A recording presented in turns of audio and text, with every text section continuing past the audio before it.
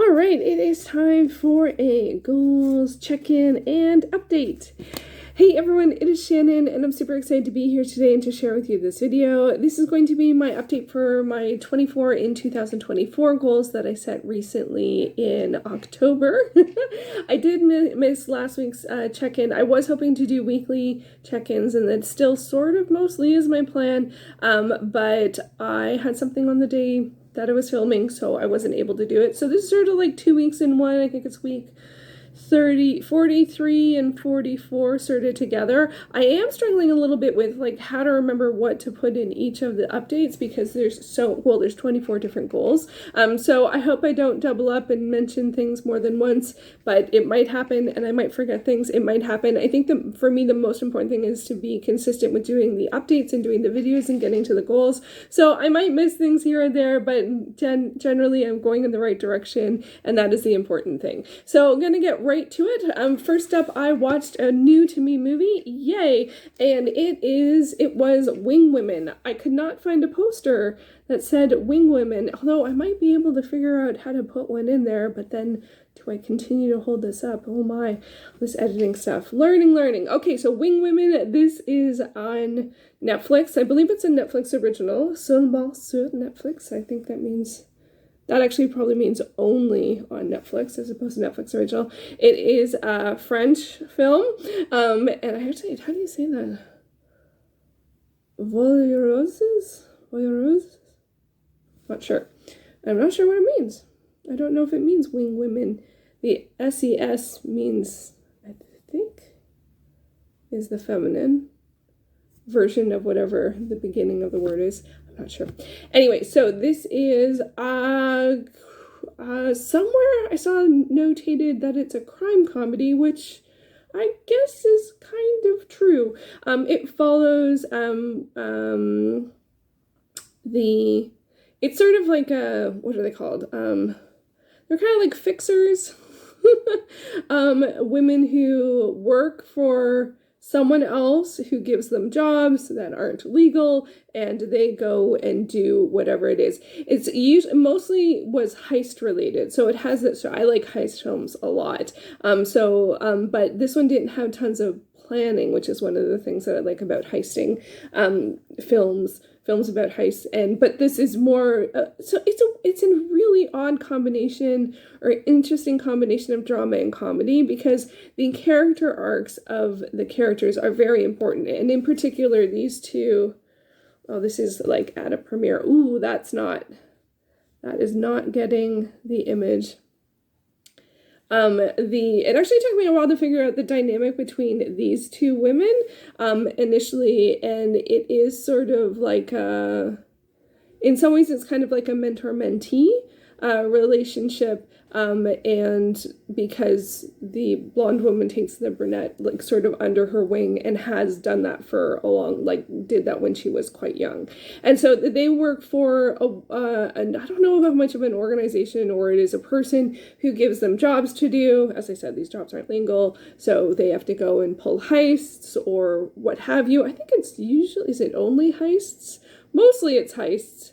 That's all I can think of, but there is lots of action and hijinks and some pretty intense action sequences as well, and intense scenarios. I'll say it that way, intense scenarios. I thought it was really good. This was on one of my lists at some point for somewhere. This woman actually also directed the film, so that's awesome. And I'm really glad that I watched it. It took me a while to settle into it. I haven't been watching as many movies in this past 2 weeks where it is October. I've only watched one film and it's not even a horror movie, so it's just weird. I just have found it hard to find the time to watch horror movies, and even though I did do the 31 Days of Horror one year, but I actually watched the films throughout the entire year and then pre-filmed and then released them all in October. I don't know if I've ever shared that before. It was my only way of coming up with doing it because 31 movies in 31 days is a lot, and then also filming and editing and posting is a lot. So that was my one successful attempt at 31 Days of Horror, but I haven't watched a horror movie. I was going to watch a horror movie. I don't remember what happened, but this is what I ended up choosing. I think I wasn't feeling it. So I watched this, and it actually was perfect for the mood I was in because it has this emotional thread with the characters and what they're going through, and there also is some hijinks comedy stuff, and so it is, I guess, an action comedy sort of, but I would actually say it's more of a drama comedy. Crime comedy is probably fair. Anyway, I enjoyed it. I was really happy that I picked it. It took a while to find my way with it, and once I realized it was kind of like a heist film with characters that I cared about, I was like, okay, I'm in. And then it had some really interesting flips on a lot of action scenes we've seen. At least there was at least one that I'm like, yeah, that's a gender flip. We don't usually see it in that dynamic, and I appreciated that. It was very intense though. And so yeah, so that was the one film that I watched. I did finish 2 TV shows, so that's super exciting. I did finish Girls 5 Eva. This is also on Netflix. That image is not coming up well. I picked a couple of, that image is not coming. Let's see, Third Time's the Charm. Is that the best? I don't know. I think maybe that is the best. Okay, so Girls 5 Eva, this is a comedy. This is my dinner show because I like to watch something during dinner that's not that long, so I usually end up watching comedies or shorter shows, and most shorter shows are comedies. And so this one I was interested in. I'm just not so much a fan. Let's just go with this one anyway. I've mentioned many times that comedy is not really my thing. But this one, the draw to this one was that it features a girl group from the 90s who gets back together. And so it says, it doesn't say on this one, on some of the posters says, call it a comeback instead of don't call it a comeback. So I there were things that I liked about this one. I always like to watch shows that are about the performing arts, but this one, it very much was comedy. Like, it was not, yes, they were a band, yes, they were callbacks to the 90s, like, heyday of girl bands and guy bands and that kind of stuff, but I didn't feel like there was too much. And situationally, that is the environment that they were in. They were in the music industry, they're singers, they were trying to write and stuff like that. But it was very much a comedy. And I noticed over time that I wasn't super invested in any of the characters, which is too bad. Even I really liked Sarah Bareilles' character initially, but then where it went, I wasn't as, like, it was fine, but wasn't what I was hoping for. And it even kind of felt like at some point the series, where it was going, I was like, is that really what we're saying here? I don't know about that. And so it is a 3-season series. It is quite short. Each of the seasons are about 6 to 8 episodes. So it took me a while to get through it because, that was 6 to 8 days, plus I didn't watch it consecutively. And I will say one of the characters is a dentist, and I think in the second episode there is some sort of like dental comedy, and I was just like, no. So I put it to the side and I didn't come back to it for a while, but I forget, and I reminded, my sister Susie reminds me of this, is that if there's a part, especially if you're watching something on streaming, there's a part you don't like, you can just fast forward. You don't have to watch the whole thing like it's live television. And I'm like, she's right. Susie's right. So anyway, so that was a good reminder of that. I didn't think to do it at the time, but I put it to the side, and then I remembered I could do that. So I came back to it. I didn't have that many episodes. I do like watching female-led shows and films. I just didn't, in particular, gel with the kind of comedy they were going for, and in my opinion, it wasn't so much about performing arts as it was about comedy, so it just kind of, like, so many of the things that were pulling me to it were not landing on what I like to engage with in those ways. So it ended up being not my favorite, but I did finish it, so I'm really, really happy about that. I don't know if it's renewed again. It also is an award winner, several performance and writing awards, so I mean, I think I'm in the I'm on the opposite. I have the counter opinion. That's not how people phrase it, but you know what I mean? Like, I don't have the popular opinion on that one. But looking at some of the shows that I was watching in between that show and this next upcoming show, I learned something really interesting because I was doing some journaling trying to prioritize what to watch and what to try and finish by the end of the year. And one of the questions I asked myself when I was journaling is, do I care about the characters? And with Girls 5 Eva, I've already stated, one of the things that came to mind was that I didn't really care about the characters. I wasn't invested in them. It's also a comedy, so usually the character development is not as dramatic, or it's overly dramatic. That's not necessarily the point for comedy. The point is to make you feel something. The point is to get a laugh. The point is to notice the absurdities and truths in life.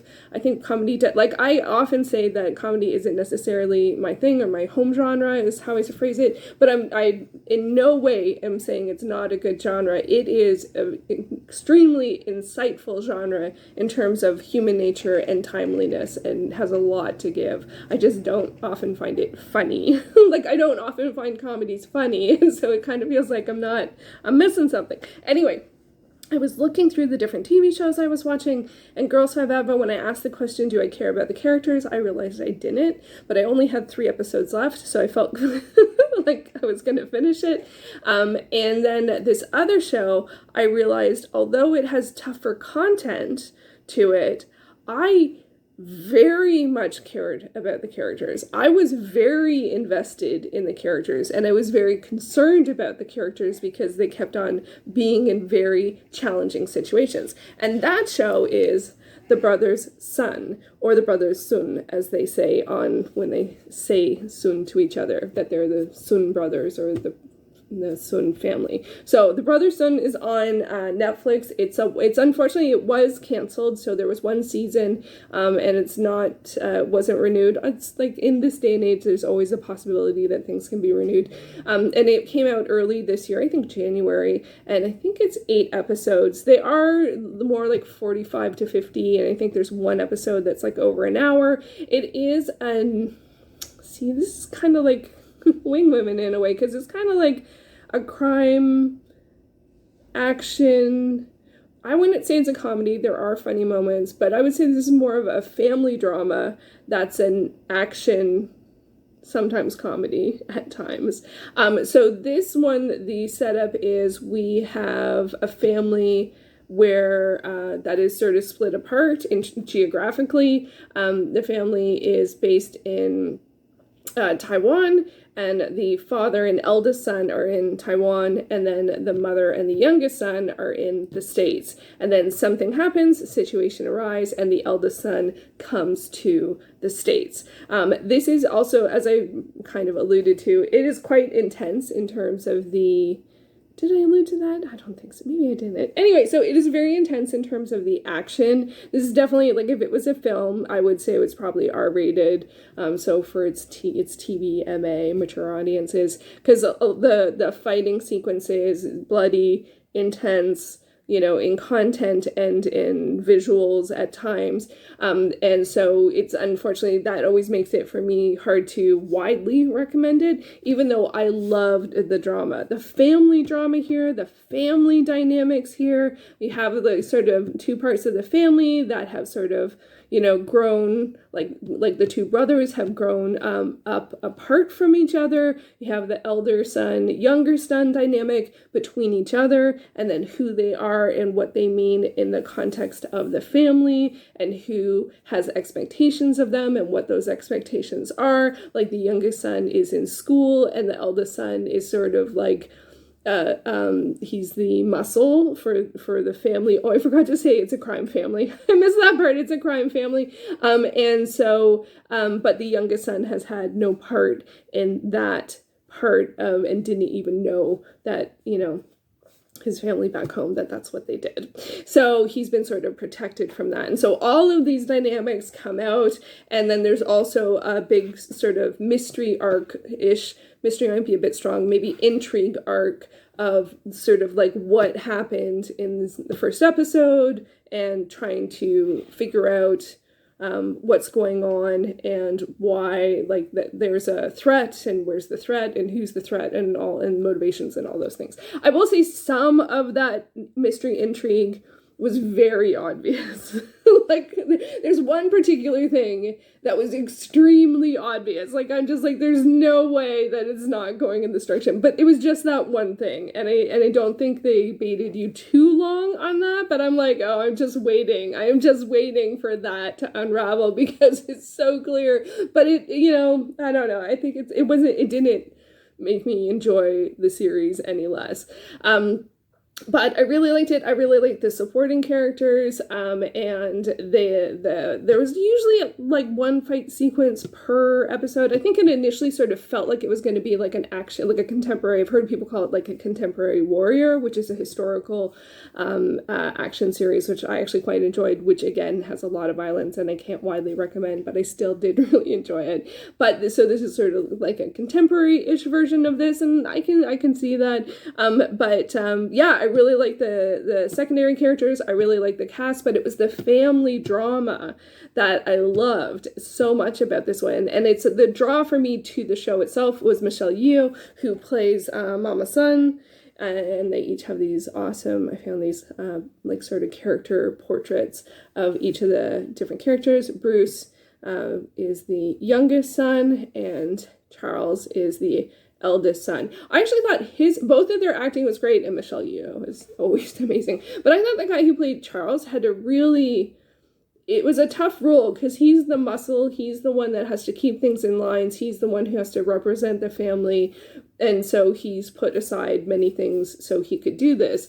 And I thought the emotional range of the actor was really good in terms of being able to see the challenge of that. And then the guy who plays Bruce, he is a bit more of a jovial, like funny type character. He's more lighthearted and has a lot of the comedy elements come from Bruce. So it was a great show, and I realized I really did. I'm not going to show that picture. That one's a little too dark.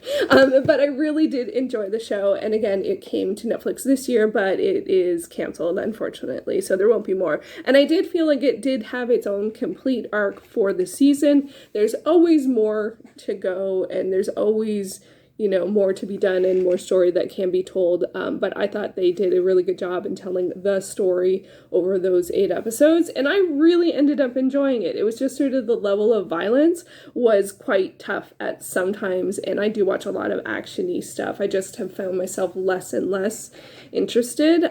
But some of the stuff was quite intense. But I really love the characters. Like I genuinely loved the characters, so that was a big win on that front. So I did finish 2 shows and watch 1 film. It doesn't feel like a lot for 2 weeks, but I did manage it, so I am happy about that. In terms of other stuff that I have worked on, I did try one more wax melt, and that was I think it was the Mediterranean fig. I actually didn't enjoy this one. I did it when I did a journal with me, and like the smell, like when I didn't open the package was nice, or the scent was nice, but once I opened the package it smelled a little plasticky or like plasticine, and then I was like, afterwards I'm like, no, that one's just a no. So not a win on that one, but the other all the other ones I've tried I've really enjoyed, and I've now tried 5 out of the 8, so I only have 3 to go, and once I try those 3 I will have completed that entire challenge. So I am excited about that. So even though the scent wasn't a win, it is one step forward in finishing those 8 different wax melts, so I am happy about that. I have spent a fair amount of time in terms of World of Warcraft. I haven't made tons of progress on the goals that I set out to make progress. So for example, I have done no fishing or cooking achievements. I have worked a little bit on the Lore Master in the Pandaria Zone in Kunlai Summit. I'm very close. They did change how some of the things appear in the games in terms of achievements, so I'm having a hard time tracking how my progress on the character, because they made it sort of account wide as opposed to character specific, and this makes a lot of things hard. Even like currently there's the Halloween event, the Hallows End, I think it's called, and you can like pick up candy from candy buckets and inns across the entire world of Azeroth, but like if anyone on your account has done the candy buckets in the area, you can't use the achievement as a checklist, which is what I used to do. So anyway, that's sort of neither here nor there. So I made a little bit of progress on Lore Master, but I've mostly been doing, there's the 20th anniversary event of WoW going on right now, and it goes until the early days of January next year. So most of my time I have spent doing Korak's Revenge, which is old school Alterac Valley, which is a big 40 versus 40 battleground, and I've had so much fun doing it. I really look forward to it. I'm actually surprised. I think they do it every time since I've come back to the game that has been available to do, Korak's Revenge, and I am really surprised that they don't switch it up to some other battleground or event, but I guess that's their big PvP, like in terms of PvP, player versus player, so you're fighting all, like if you play Horde, you're fighting the Alliance and vice versa. So it's 40 versus 40 players, and you're trying to get to the other side of the map and slay the boss, the opponent's team boss. But you're in between, there's all of these fights that go on, player versus player, and it's so much chaos and it's so much fun, and I've had a really good time. But I will say that now that it's been on, I think it's been on for about a week, the anniversary event, maybe two. Now a lot of people are really just striving for the objective, and they just want to get to the boss and get the boss lane, and are not as much engaging in player versus player stuff, which is for me part of the fun of Korak's Revenge, because it's just chaos. It's so many people, and it's so much, for me, it's so much less pressure than when you're doing like 10 versus 10 or 15 versus 15, because I often play a healer character, and sometimes I'll be in a 10 versus 10 battleground, and I'm the only healer on my side, and it's too much pressure, and you literally, you can't be everywhere at once. Like, I kind of feel like you should only be able to do those with two healers, because you're inevitably going to have more than one. I don't know what that really big pop was. I'm just going to keep an eye over here. Anyway, but in 10 versus 10, sometimes I played it, I'm the only healer. So, but when it's 40 versus 40, you got tons of healers, you got tons of, melee characters, you even have tanks for the final boss, and like, it's just chaos. And so I've had a lot of fun with that, and sometimes you can, if things are not going well, because sometimes it'll just take, the minimum I've seen is sort of 15 to 20 minutes, if people are really focused on the objective and not engaging in any player versus player content. People just run by each other. They just literally just and just go for the finish, go for the win. But sometimes it can take hours. Like in old school Alterac Valley, the game won't end until someone slays the boss. In the original game, it could go on for days because you need a lot of people to take down the the commander, or what is it? Van is the Alliance, and Drek is the, I don't know, commander, I guess might be the term. Anyway, so it's been a lot of fun, and some of the times when it goes on really, really long, you have to do things like summon, the Horde has to summon an Ice Lord. So you have this big ice rock monster that's who has a gazillion hit points, and he just sort of clears the path, a very wandering path, but a path to success. And then the Alliance have a counterpart, which I had actually never seen until this week. They have a big Ent, so a big tree. They have to call them something else, because Ent, I think, is Tolkien canon.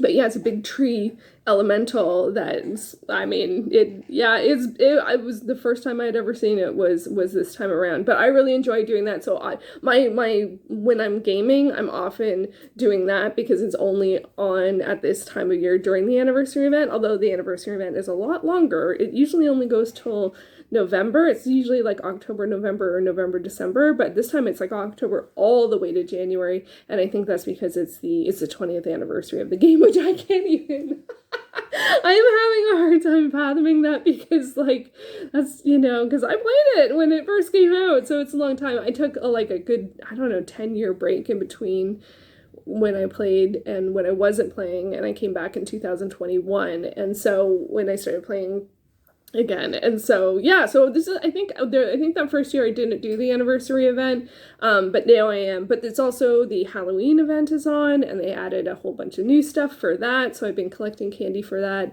Been trying to do the holiday dungeon, but past couple of times I've done it, the party just wipes, and I'm just like, sometimes we get it on the second or third try, but then sometimes people just start leaving, and I'm like,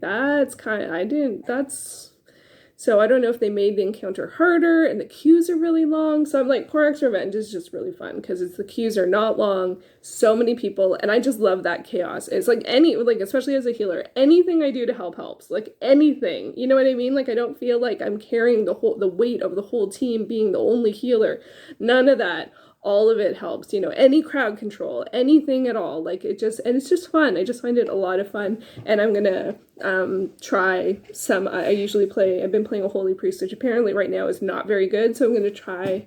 I tried my monk, my Mistweaver monk, and I might try the shaman and the druid.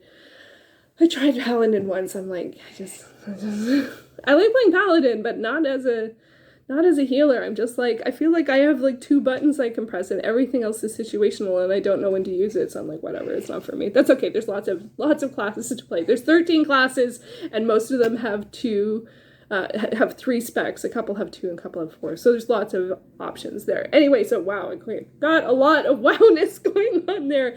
What else have I been working on? I have been working in my journals. I am really happy. I did get a journal with me up last week, and I do have another journal with me coming this weekend on Sunday. I'm trying to figure out if Sunday's a good day for it. I'm not sure, but I'm also really happy that I did finish all of the entries for March. So I actually got to quarter 2 and I started working on my April entries, which is great. And I'm almost done April, but then I realized there were some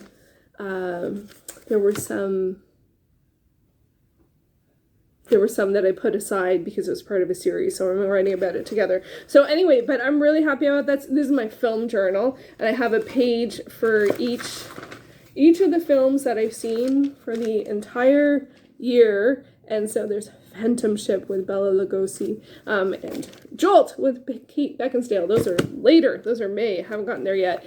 So my goal is to get this up to date by the end of the year, and I decided that I notated each of the months. So every time I finish a month, I can check it off. So I'm happy about that. So I did finish March, and I have worked on April. I did start doing some work in this is my 4-year journal. One of my things I just need to do is draw a whole bunch of lines in it and do a bunch of dates in it. So I've gotten up to April. I haven't done much on this, honestly. I did some lines and then that was it. That's all the progress I made. I even realized because this one is a 4-year journal, I don't want to mess it up. Like if I write something wrong in a journal that I use sort of like on a more daily basis, I'll just scratch it out or whatever. I'll glue something over it. With this 4-year journal, because I'm going to keep it for 4 years, I have what to write. I haven't been writing in it yet. I need to date it and then update it. That's the goal for the challenge. But I realize I need to be in sort of pretty good, I need to be pretty present, pretty clear-minded, pretty good focus to work on it because I don't want to mess it up. It's stuff I use more casually. I don't really care too much. I'm not super, super fussy, but this is a 4-year journal and I don't want to mess it up. So I realized I started working on it and I was a little tired. I'm like, no, this is not a good time for that. And I'm wondering if that is going to be too common to keep something like this, and I am not sure. So hopefully I'll get some more time in that one later. But I did get some time in the film one, so I'm really, really happy about that. I have been working on Duolingo, so I'm really happy about that. I got to 164 days, I believe. Not sure. Let me see. Yeah, 164 days. So that's been really good. And I did finish updating or writing out this journal. So this is my little checklist of like all of the challenges. And I put a little dot for if I make any progress. I don't have to complete it, but any progress made week to week. So I did not get a lot of progress last week. Oh, I got 5 dots. And this week I got 6 dots. So that's good. And then the first week I got more, which makes sense because to be honest, in the first week you're super excited about stuff. So yeah, so I'm really happy about that. So this one I have like I haven't been reading too much, but I got, 2 shows finished, 2 shows started, and I just, and then I think one of the things that I need to work on for the future is, because one of the things has been a little elusive is organize my teas. I think that's too broad of a goal. I think when I was, because I've been thinking about it, I'm like, I went and I'm like, maybe, and where, and then I'm like, well, what do I want to do? Because now it's getting, colder, although we had a 22 Celsius day the other day, which is like 70, which is weird for late October. Anyway, not complaining.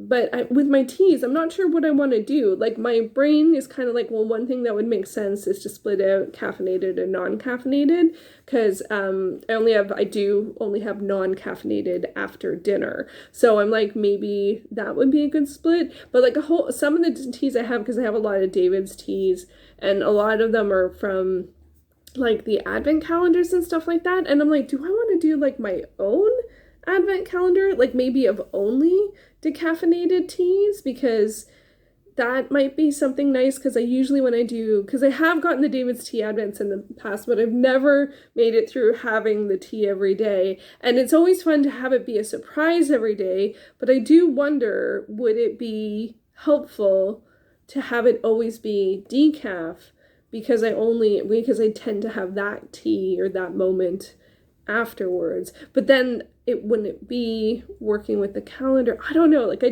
can't figure out what to do, and I feel like that's actually something I think I need to work through, because I can't work on that goal until I know what I want. Because honestly, I could just like take out all my teas and just look at them, and then like what do I want to do with them? How do I want to organize them? What is my approach? What is my goal? And I think my goal is actually that I want access to the decaffeinated teas, and I actually would like access to all of the black teas that are flavored, because I do tend to really like the flavored black teas.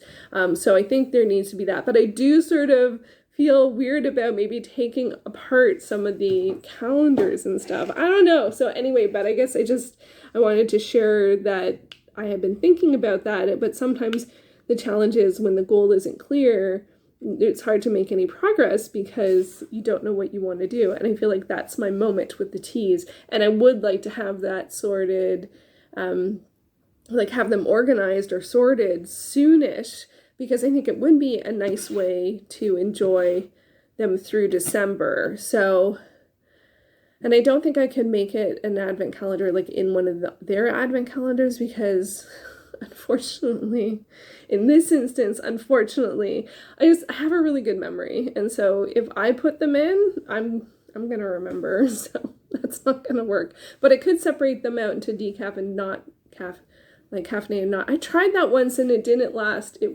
did that in February.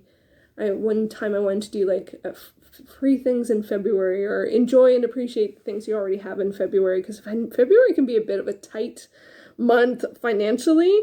So that was my idea, but I only lasted a couple of days. I don't know. Anyway, let me know your thoughts. How do you organize your teas? Do you organize your teas?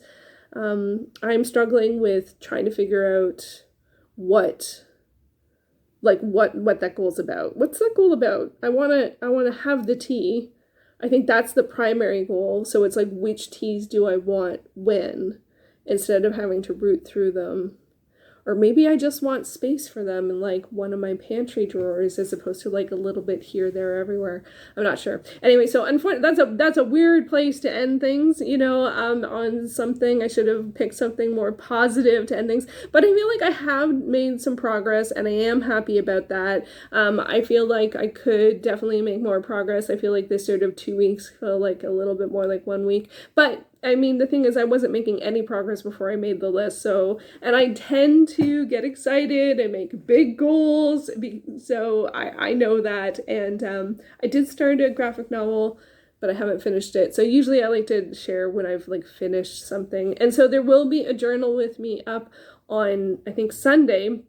And then I would like to do a draw with me, and then do another journal with me. The journal with me's are really good. They've really gotten me to the page, and I hope that other people are enjoying them as well, as some time to be able to work in your journal, whichever journal it may be, because I feel like that's a really good practice, and I really would like to be consistent with that practice, and so doing the videos is really helping me. So I hope they're also of value to you, if that is your thing. If not, it's okay. You can just wait for the next video. video. And I would like to get consistent with doing like an update video and like at least one other video a week. So if that's an update and a journal with me or an update and a draw with me, I think that that's great. So I'm hoping to aim for something like that. I am happy about the progress that I have made. I guess maybe I'm going to have my eye on sort of like, is there a goal I can finish?